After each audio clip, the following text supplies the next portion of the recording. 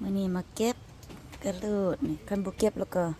น่าสิแก่แล้วเด้เพราะว่าเฮามีแนวมันอยู่แล้วก็เลยสิเก็บแล้วเข้าฟรีเซอร์ไว้นะจ๊ะ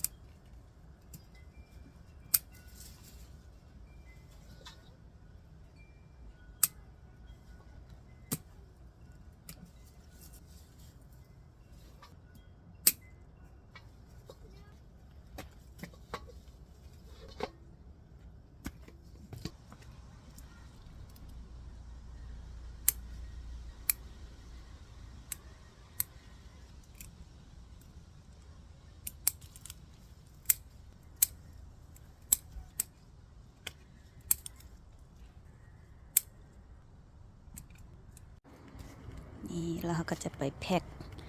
ล้างแล้วก็แพ็คก็ใส่แรปไปดีเมียนดีๆแล้วก็เข้าฟรีเซอร์ไว้ให้กินเฮาก็ออกมากินให้เป็นออเดอร์ไว้จังซี่หั่นน่ะ